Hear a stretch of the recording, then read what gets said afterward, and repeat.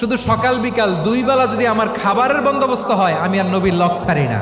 আমার আনসার সাহাবারা ক্ষেত খামারের কাজ করতো, আমার মুহাজির সাহাবারা ব্যবসা করতো, আর আমি নবীর সাথে সাথে থাকতাম।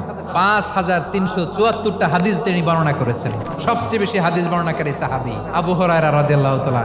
বিড়ালের বাবা কি করতেন? খালি হাদিস মুখস্থ করতেন। হাদিস প্রিজার্ভেশনের কাজে বিশ্বনবী ওনাকে কাজে লাগিয়েছেন। উনি একদিন বলেন, ইয়া রাসূলুল্লাহ আসমাউ মিনকা কাসীরান ফালা আহফাজু। নবী অনেক কথা শুনি, আমার মনে থাকে না। বিষ্ণু বললেন, তাই তোমার চাদরটা বিছাও। আবু হুরায়রা বিছালেন। বিশ্বনবী হাত বুলায় দিলেন। এরপরে অনেক হাদিস বর্ণনা করলেন। আবু হুরায়রা বলে, তারপর থেকে বিশ্বনবী যাই বর্ণনা করে আমি শুনি আর একটাও ভুলি না। এখন সুবহানাল্লাহ। বিশ্বনবী ওনাকে নবীর এই যে লক্ষ্য হাদিস প্রিজার্ভেশনের এই দায়িত্ব দিয়েছেন সাইয়েদনা আবু হুরায়রা রাদিয়াল্লাহু তাআলা। আপনারা কি খেয়াল করেছেন কত বড় চৌকস ট্যালেন্ট হান্টার ছিল আমার নবী? এক একজনের এক এক ট্যালেন্ট, এক একজনকে এক এক দায়িত্ব দিয়েছেন, এক একজনের প্রতিভাকে এক একভাবে বিকশিত হওয়ার সুযোগ দিয়েছেন। আওয়াজ করে বলেন ঠিক কি না?